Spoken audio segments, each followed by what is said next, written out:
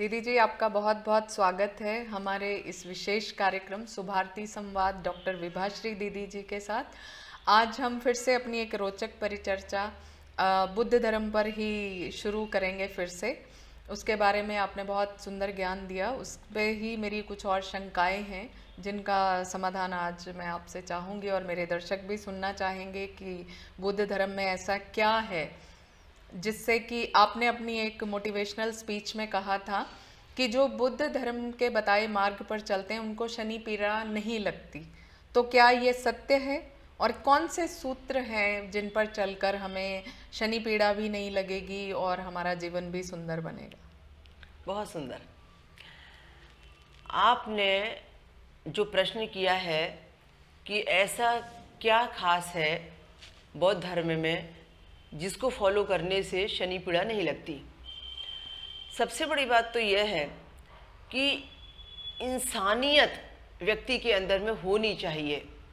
बौद्ध धर्म में सबसे ज़्यादा महत्व दिया गया है कि मानव धर्म की पूजा कीजिए, इंसानियत को मानिए, हर व्यक्ति के अंदर मनुष्यता होनी चाहिए, उसे जीव जंतुओं के प्रति दया भाव रखना चाहिए, करुणा रखना चाहिए, उसकी सेवा करनी चाहिए, वह लोगों को क्षमा कर सके, उसके अंदर में तपोबल रहना चाहिए, वह मेडिटेशन करे, ध्यान करे, वह अपना निर्माण करे, वह जीवन में अपने लिए एक नई खोज करे, वह ऐसा कार्य ना करे जिससे दूसरे लोगों को तकलीफ हो।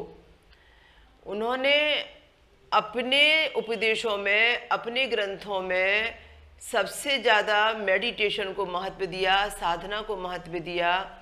और ये जो मैं दया करुणा की बात कह रही हूँ ना, उनके अंदर में ये दया करुणा कूट कूट कर भरी हुई थी। मैं छोटा सा एक प्रसंग बताती हूँ। जो उपदेश उन्होंने लोगों को दिए वो खुद उनके अंदर, उनके जीवन चरित्र में था। जब वो बच्चे थे तो उस समय क्या हुआ कि एक हंस आया और हंस उनके सामने गिर गया। वो हंस घायल था, हंस घायल था, उससे खून निकल रहा था। इनकी करुणा उमड़ी, बालपन में उन्होंने हंस को उठाया और हंस को उठाने के बाद में उसकी सेवा करने लगे। हंस थोड़ा सा हिलने डुलने लगा। ये हंस को करुणा से अच्छा करने की कोशिश करने लगे, उसकी चिकित्सा करने लगे। कुछ देर के बाद में एक बहेलिया आया जिसने हंस गिराया था। उसने इनसे कहा कि ये तो हंस मेरा है, मुझे दीजिए, क्योंकि मैंने इसे मार के मैंने गिराया है। ये कहने लगे कि नहीं, मैंने इसकी रक्षा की है, मैं इसे नहीं दूंगा। मारने वाला व्यक्ति कहता है कि मुझे दे दो आप, ये मेरा है। पर बुद्ध कहते हैं, सिद्धार्थ कहते हैं कि नहीं, रक्षा करने वाला बड़ा होता है, जान बचाने वाला बड़ा होता है। आपने तो एक बार मार दिया, अब आपका अधिकार खत्म हो गया, मैं मेरा अधिकार नहीं दूंगा। इन दोनों का जो विवाद है, ये विवाद गया राजा के दरबार में। कई ग्रंथों में इस प्रसंग में दिया है कि उनके चचेरे भाई ने ही उस हंस को मारा था और गिरा था ये सिद्धार्थ के सामने, और दोनों के बीच में विवाद हो रहा था। जो भी है, पर एक ने हंस की जान लेना चाहिए और एक ने हंस की जान बचाई। अब इनका दोनों का जो विवाद है, ये दोनों का विवाद पहुंच गया शुद्धोधन के दरबार में, यानी उनके पिता के दरबार में, यानी उनके राजा के दरबार में। अब ये कहते हैं कि हंस मेरा है, मैंने इसकी जान बचाई है। हंस पर तीर चलाने वाला व्यक्ति, उसको मारने वाला व्यक्ति कहता है कि हंस मेरा है। तब ये सामने में आया कि देखो, सही उपचार ये है, हम कह नहीं सकते कि हंस इनको दिया जाए कि हंस इनको दिया जाए। अब यहाँ पर एक जगह वहाँ पर उन दोनों को बिठाया गया, बीच में हंस को बिठा दिया गया। अब उसके बाद कहा कि देखो, हंस दोनों में से जिसकी तरफ जाएगा हंस उसको दे दिया जाए। हुआ ये कि हंस को सेंटर में रखा गया। बहुत देर तक वो हंस चारों तरफ देखता रहा, मुझे कहाँ जाना चाहिए, मैं कहाँ जाऊँ। हर जगह लोग ही लोग खड़े थे, भीड़ ही भीड़ थी। हंस ने देखा कि जिसने मुझे बचाया था वहाँ ही मैं सबसे ज़्यादा सुरक्षित हूँ। वह किसी की तरफ नहीं गया और हंस चलकर आया और सीधा सिद्धार्थ के पैरों में बैठ गया। लोगों ने न्याय देखा, लोग हैरान रह गए, बोले मारने वाले से बचाने वाला बलवान है, बोले सिद्धार्थ बालक है पर सही बात कहता है, सिद्धार्थ को ही ये हंस मिलना चाहिए, मारने वाले को ये हंस नहीं मिलेगा। तो इस तरीके से उन्होंने अपार करुणा का उदाहरण दिया। उन्होंने बताया सारी दुनिया को कि हम चाहें तो पशु पक्षियों को भी अपने बस में कर सकते हैं अपनी दया और करुणा और ममता के द्वारा। दूसरा उदाहरण मैं उनकी साधना का बताती हूँ। वो बहुत ज़्यादा मेडिटेशन साधना करते थे, बहुत ज़्यादा वो ध्यान में रहते थे, बोलते भी बहुत कम थे, क्योंकि उनका भाव ये था कि मैं वाणी की रक्षा करूं और वाणी का तेज बनाने के लिए मैं वही बोलूं जो आवश्यक है। उन्होंने एक बार देखा कि कुछ लोग झगड़ा कर रहे हैं, 3 संगीत के प्रेमी जा रहे हैं और झगड़ा कर रहे हैं। वो तीनों आपस में कुछ परेशान लग रहे हैं और बुद्ध के पास आए। ये जंगल में बैठे हुए थे। सन्यासी, हमें एक सवाल का जवाब चाहिए, आप हमें आशीर्वाद दें, हम समस्या से उलझे हुए हैं। बुद्ध ने कहा बोलो। बोले हम तीनों संगीत का कार्यक्रम करते हैं। हम तीनों, एक ने कहा मैं बांसुरी बजाता हूँ, एक ने कहा मैं तबला बजाता हूँ, एक ने कहा मैं और दूसरा वाद्य बजाता हूँ। कहा कि हमने तीनों ने एक नारी के साथ, एक महिला के साथ, एक लड़की के साथ एक प्रोग्राम किया था। प्रोग्राम से जब हम वापस आ रहे थे तो वो लड़की हमारा सब कुछ लेके भाग गई। हम बड़े परेशान हैं, हमें आपस में चार भाग करने थे उस धन के, पर वो 2 दिन पहले ही वो मिली थी और हमारे प्रोग्राम में शामिल हो गई, और 2 दिन बाद जब हमने जो कमाया था वो लेके चली गई। आप बताइए हम क्या करें, हम बड़े दुखी हैं हमारा सब चला जाने से। तब बुद्ध ने कहा आपको तो सुखी होना चाहिए, दुख का कारण क्या है? दुख का कारण यह है कि वह आपका लेके चली गई सब, आपके 4 हिस्से की जगह उसने अकेले ने ले लिया। पर सुख का कारण इससे बड़ा है। यदि मान लो कि 2 दिन से ज़्यादा वो 2 साल आपके साथ रहती तो आपका धन कितनी बार लेके जाती और कितना नुकसान आपका होता, और न जाने कितने बड़े आदमी बनने के बाद में आपका सर्वस्त्र वो ले लेती, तब ज़्यादा दुख होता ना। अभी तो 2 दिन की ही कमाई गई, तो भगवान को धन्यवाद देना चाहिए कि जब जागे तभी सवेरा। इस तरीके से वो लोगों के साथ में न्याय करते थे। उन्होंने कहा जरा देना मुझे बांसुरी। बांसुरी ली और खुद बजाने लगे। बांसुरी बड़ी अच्छी बजाते थे वो। जब बचपने में वो रोने लगते थे, महामाया ने उनको जन्म दिया था, तो महामाया के गर्भ से उन्होंने जन्म लेने के बाद में महामाया का प्यार ज़्यादा नहीं पाया। माँ महामाया गुजर गई जन्म देने के बाद में। तो जो मौसी थी जिनका नाम था प्रजापिता, वो मौसी की गोद में पले बड़े हुए और मौसी ने ही इनका माँ के जैसा लालन पालन किया। तो जब ये रोते थे ना तो मौसी बांसुरी बजाती थी तो चुप हो जाते थे ये। तो इनको बांसुरी बजाने का बड़ा शौक था। उस संगीत वाले बच्चे से बांसुरी ली और बांसुरी बजाने लगे। देखा कि ये बांसुरी जैसे जैसे बजा रहे थे, पशु पक्षी उड़ना भूलकर इनके आजू बाजू में आ रहे थे। आसपास जंगल के जो जानवर में थे वो भी इधर उधर से इनके पास इकट्ठे होने लगे। पक्षी इकट्ठे हो गए, पशु आसपास से आ गए। उन्होंने बांसुरी बजाना बंद कर दिया। उन्होंने एक धन्यवाद दिया परमात्मा को कि मैं समझ गया, मेरी साधना पहले से थोड़ी ठीक हो गई है, मेरे संगीत में पहले से ज़्यादा जादू आने लगा है। अब तक तो मनुष्य ही मेरा संगीत सुनकर प्रसन्न होते थे, अब तो जीव जंतु प्राणी पशु पक्षी भी प्रसन्न होने लगे हैं मेरा संगीत सुनकर। इसका मतलब यह है कि अब सही मायने में पात्रता धीरे धीरे मेरे अंदर इंसानियत की आने लगी है और साधना सफल होने लगी है। इस तरीके से वो लोगों को उदाहरण देते थे कि आप इतने मधुर हो जाइए कि मनुष्य भी आपका साथ ना छोड़ें और पशु पक्षी प्राणी मात्र भी आपके नज़दीक आने लगे। तो आपने जो ये बात की है कि ऐसा क्या था और कितने सूत्र थे, यही तो सारे सूत्र हैं उनके। इसी से तो उन्होंने लोगों के जीवन में बदलाव लाया।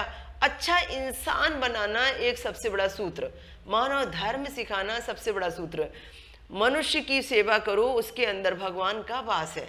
और आप अपना ख्याल रखो, आप अपने चरित्र का ख्याल रखो, आप अपने आप को ये मत समझो कि आपका निर्माण सिर्फ भोग के लिए हुआ है। आप अपने दुख का कारण समझो, तृष्णा से बाहर आ जाओ। तो इस तरीके से उन्होंने ये बौद्ध धर्म के बारे में बहुत सारी बातें लोगों को दी और बड़े बड़े उपदेशों में ये लोगों ने अपनाई और उनको अच्छा लगने लगा कि हम सब जगह जाते हैं तो हर जगह पर अलग अलग रूल होते हैं, यहाँ कोई रूल नहीं है, यहाँ सब एक परमात्मा का ध्यान करते हैं और यहाँ सब अपने निर्माण की बातें करते हैं। बहुत ही अद्भुत विषय था और आपने बड़ी अच्छी व्याख्या दी। अब एक और मेरे प्रश्न का आप उत्तर दीजिए। हमारे दर्शक जानना चाहते हैं कि ये विपासना साधना क्या है? बहुत सुंदर। बुद्ध से संबंधित जो मेडिटेशन प्रक्रिया है उसका नाम विपश्यना है। विपश्यना साधना का हमारे हिंदुस्तान में जो सबसे बड़ा सेंटर है वो है बम्बई और नासिक के बीच में एक घाट आता है, उससे लगा हुआ एक क्षेत्र आता है इगतपुरी। इगतपुरी के अंदर विपश्यना का बहुत बड़ा सेंटर है जिसे धम्म क्षेत्र कहा जाता है। वहाँ पर एक सत्यनारायण गोयनका जी हैं जिन्होंने बौद्ध धर्म को बहुत आगे ले जाने के लिए, विपश्यना को बहुत आगे ले जाने के लिए, मानव धर्म सिखाने के लिए संकल्प लिया और आज उन्होंने इतने बड़े धम्म मठ की स्थापना की। बहुत बड़े पैमाने पर वहाँ पूरे वर्ष भर 10-10 दिन की साधना करने के लिए लोग जाते हैं और वहाँ विपश्यना सीख कर आते हैं। विपश्यना का संबंध समझिए। विपश्यना का अर्थ यह है कि आपको अपने आप को जीतना है, आपको अपना राजा बनना है, आपको आपकी इंद्रियों के बस में नहीं रहना है, इंद्रियों को आपके अपने खुद के बस में करना है, आपको नौकर बनकर नहीं रहना है, आपको मालिक बनकर रहना है।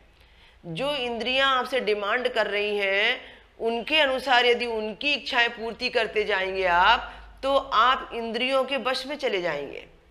और इंद्रियां जो चाहती हैं देखना, सुनना, खाना पीना, मौज मस्ती करना, आप उस पर नियंत्रण करेंगे कि नहीं, मैं बुद्धि से काम लूँ, मैं विवेक से काम लूँ, मैं उनकी नहीं सुनूंगा जो मुझे भटकाना चाहती हैं, तो वो आप अपने ऊपर राज करेंगे। तो मतलब यह है कि आप अपने राजा बनिए, आप इंद्रियों के वशीभूत ना हो जाएं। विपश्यना के अंतर्गत सबसे पहले तो जो प्रक्रिया है वो भूमि पर बैठने के लिए आसन प्रक्रिया बताई जाती है। आप कितने घंटे, कितने ज़्यादा भूमि पर बैठ सकते हैं सुखासन में। इसके बाद में दूसरी जो प्रक्रिया है, आप अपने अंदर एक एक अंग को, जैसे कि आप अपनी श्वास को देखते हैं, ऐसे ही एक एक अंग को प्रत्यक्ष साक्षी बनकर देखें।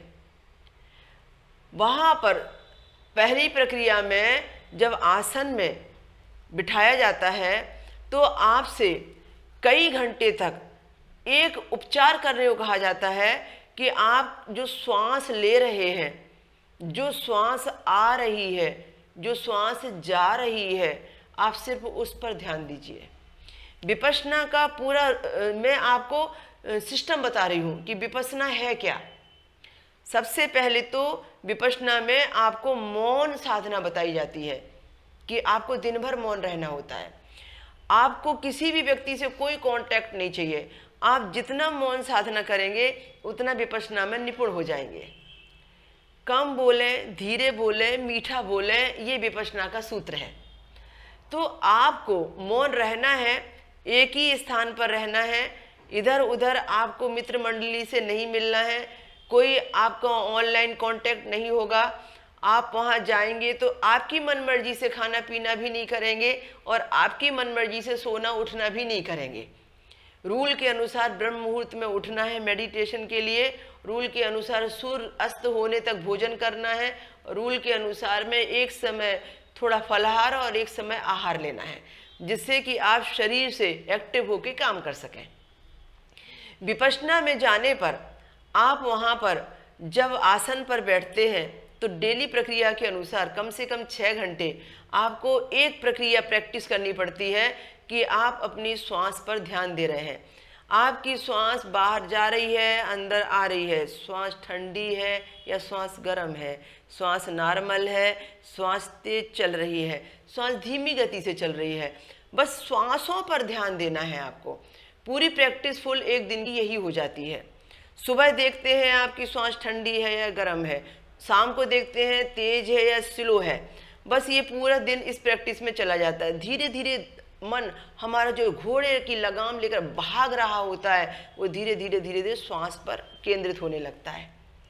फिर आगे की प्रक्रिया में, अगली बार की प्रक्रिया में फिर होता है कि जब आप श्वास ले रहे होते हैं तो फिर आपको ध्यान देना है कि लेफ्ट साइड की श्वास कैसी है और राइट की श्वास कैसी है।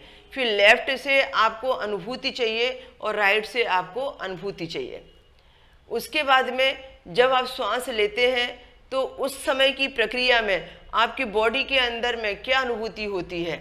आप हर्षोल्लास में रहते हैं तो श्वास की प्रक्रिया बदल जाती है। आप क्रोध में या टेंशन में बैठे होते हैं तो वो श्वास आपकी तेज चलने लगती है। रिलैक्स होते हैं तो श्वास भी रिलैक्स हो जाती है। ये सारी अनुभूतियाँ आपको खुद को अपने अंदर में देखनी होती हैं।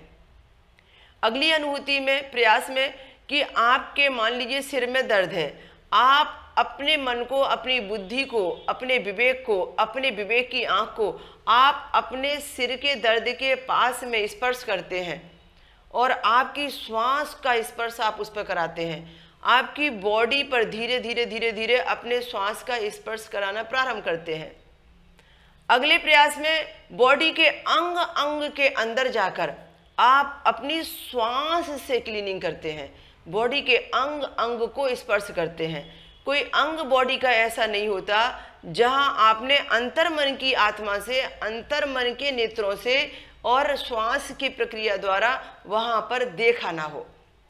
एक स्थिति ऐसी आती है, सारा प्रयास करते करते करते करते करते हम दुनिया भर के चिंतन और चिंताओं से एकदम विरक्त हो जाते हैं और कुछ दिन और कुछ पल के लिए हमें ऐसा लगता है कि कुछ हमारे साथ हुआ ही नहीं है। और मन शांत होने से और ध्यान पूरा श्वास की तरफ होने से और ध्यान पूरा अपने निर्माण में होने से और अपने आप के को एक तप में ले जाने के कारण हमें ऐसा महसूस होने लगता है कि यही जिंदगी सबसे अच्छी है और हमें अब इसी के साथ में जीना है, जिससे कि कितनी भी बड़ी विपदा आ जाए हमें पता ही न चले कि संकट कब आया और कब चला गया। हमें मुसीबतों से लड़ने की शक्ति मिलने लगती है, हमारे क्रोध पर नियंत्रण करने की शक्ति मिलने लगती है, हमारे कुविचार मिटने लगते हैं, सुविचार जागृत होने लगते हैं। बुद्ध की छोटी छोटी सी बातें सुनकर, वहाँ जो वीडियो दिखाए जाते हैं, वहाँ जो बुद्ध का चरित्र बताया जाता है, वो बुद्ध का चरित्र सुनते सुनते हमारे अंदर हम बुद्ध को खोजने लगते हैं। जैसे कि पहले तो हमें बहुत बुरा लगता है कि कोई हमारी निंदा करता है, हमें गाली देता है, कोई हमें टॉर्चर करता है, तो हमारी पीड़ा होती है, हम हर्ट हो जाते हैं। पर वहाँ रहने के बाद भी एक अनुभूति होती है। छोटा सा प्रसंग मैं बताती हूँ आपको कि बुद्ध कहीं जा रहे थे, उनके विरोधी कम नहीं थे, क्योंकि लोग देख रहे थे कि लोग दूसरे संप्रदाय छोड़ के, लोग उनकी पूजा करना छोड़ के, ब्राह्मणवाद छोड़ के और लोग बुद्ध के सत्संग सुनने जा रहे हैं और बुद्ध की तारीफें कर रहे हैं। ये तो बर्दाश्त होने वाली बात नहीं थी। तो लोग बुद्ध के बड़े विरोधी थे। तो जिस गांव से वो जा रहे थे अपने शिष्य आनंद के साथ में, वहाँ उन्होंने देखा कि एक ब्राह्मण व्यक्ति पीछे पीछे पीछे पीछे आ रहा है और उनसे बोल रहा है थोड़ा सा रुक जाइए, आपके दर्शन करने हैं। वह रुक गए। उस ब्राह्मण ने उनको मिठाई का डब्बा देना चाहा और बुद्ध को प्रणाम किया। उन्होंने आशीर्वाद दिया और कहा कि मैं ये ना ले सकूँगा, आप प्रसाद रूप में आपके ग्रुप में बांट दीजिए। उन्होंने उस डब्बे से हाथ नहीं लगाया, लिया नहीं। कुछ आगे जा रहे थे तो दो चार विरोधी लोग मिल गए, उनके ऊपर हंसी उड़ाने लगे, बकवास करने लगे, उनको बुरा भला कहने लगे, यहाँ तक कि फब्दियाँ कसने लगे। बहुत तकलीफदायक था, जिसे कहें कि जिसको आलोचना को सुनकर बहुत दुख भी हो रहा था, बहुत क्रोध भी आ रहा था। उनके शिष्य तो नहीं सह पा रहे थे, पर वो मुस्कुराते रहे, उन्होंने कुछ नहीं बोला, वहाँ से निकल गए, बड़े आराम से निकल गए। उनकी मुस्कुराहट नहीं बदली। काफ़ी दूर जाने के बाद में आनंद ने उनसे पूछा कि मुझे एक बात बताइए प्रभु, कि आपके अंदर में ये मुस्कुराहट अभी तक है कैसे? उसने इतनी गालियां दी, इतने बुरे भले कड़वे वचन कहे, हम तो अभी तक तिलमिला रहे हैं, पर आपके चेहरे से मुस्कुराहट गायब नहीं हुई, आपको बुरा नहीं लगा। तब बुद्ध ने क्या शिक्षा दी बताएं आपको। बुद्ध ने ये शिक्षा दी, वो मिठाई का डब्बा लेकर आया था, उसने मुझे दिया था, मैंने उसकी मिठाई के डब्बे को हाथ नहीं लगाया, मैंने उसको वापस कर दिया। मिठाई मुझे मिली क्या? बोले नहीं। मैंने खाई क्या? बोले नहीं। मिठाई किसके पास गई? जिसकी थी मिठाई उसी के पास गई, उसी ने खाई। बस यही तो बात है, इसीलिए मुस्कुरा रहा हूँ। वो गाली दे रहे थे, वो हर्ट कर रहे थे, वो मुझे कड़वा वचन बोल रहे थे, मैंने लिए ही कब? मैंने स्पर्श किया क्या उसको? वो दे रहे थे, मैं ले नहीं रहा था। जब मैंने लिया नहीं, मेरे हाथ में वो आए नहीं, तो सारा सब गया किसके पास? बोले उसी के पास। किसके पास? बोले जो आपको बुरा भला कह रहे थे, उसी ने बीज बोया, वही फसल काटेगा, उसी के पास चला गया। बोले यही तो कर्मफल सिद्धांत है, मैं लूंगा तो मुझे हर्ट होने के लिए सोचना है ना, मैंने लिया ही नहीं। तो इस तरीके से वो बताते थे कि आप बहुत बड़ी विषम परिस्थितियों में भी कैसे अपने आप को सुखी और शांत रख सकते हैं और कैसे अपना निर्माण कर सकते हैं।